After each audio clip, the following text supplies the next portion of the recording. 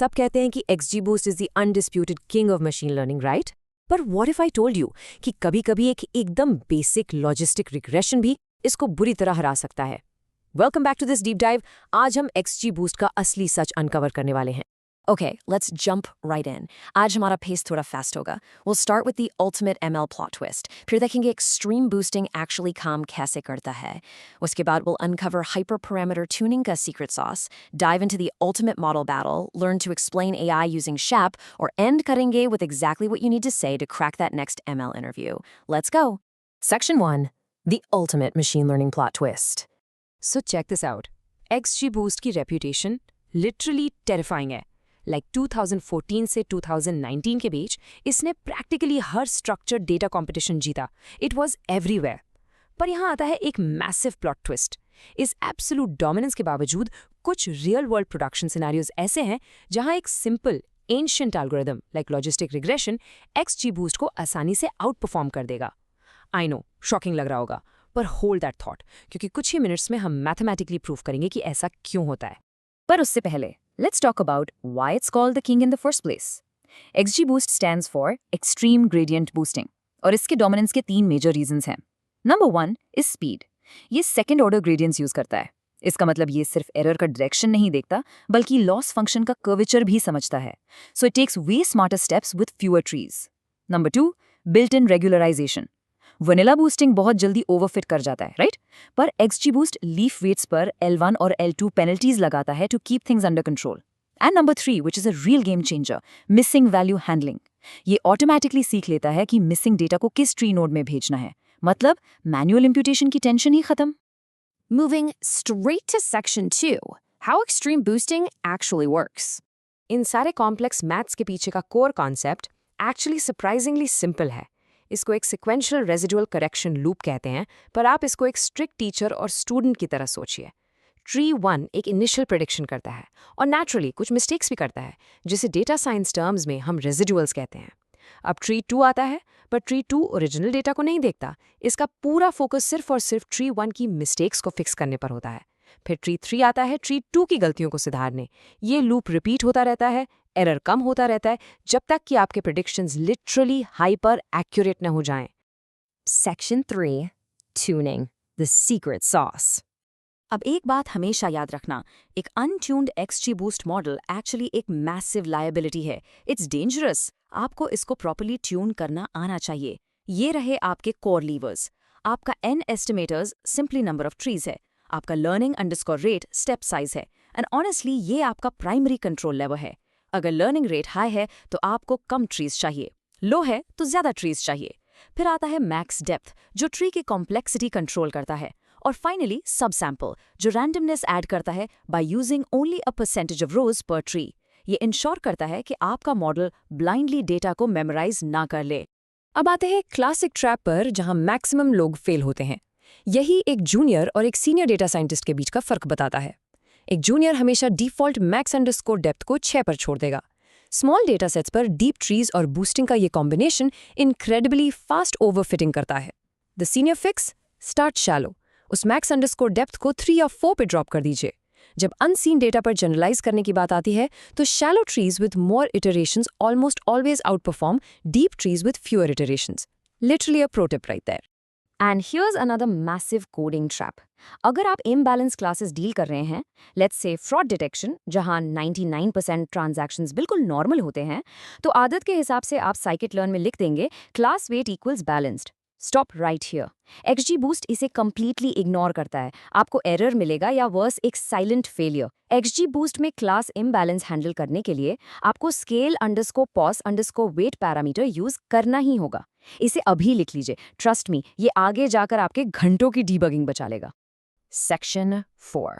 The ultimate model battle. याद है वो प्लॉट ट्विस्ट जो मैंने स्टार्ट में मेंशन किया था? Well here is the absolute reality. XGBoost her single problem का मैजिक सोल्यूशन नहीं है। अगर आपके पास 500 रोज से कम का स्मॉल डेटा सेट है तो लॉजिस्टिक रिग्रेशन या रैंडम फॉरेस्ट आराम से जीतेगा, क्योंकि XGBoost वहाँ गारंटीड ओवरफिट करेगा। और क्या होगा अगर प्रोडक्शन में स्ट्रिक्ट लेटेंसी रिक्वायरमेंट्स हों, मतलब अगर क्लाइंट बोले उन्हें अंडर 1 मिलीसेकंड प्रेडिक्शंस चाहिए, वहाँ लॉजिस्टिक रिग्रेशन XGBoost को कंप्लीटली डिस्ट्रॉय कर देगा, क्योंकि XGBoost इन्फरेंस टाइम में ज़्यादा स्लो होता है।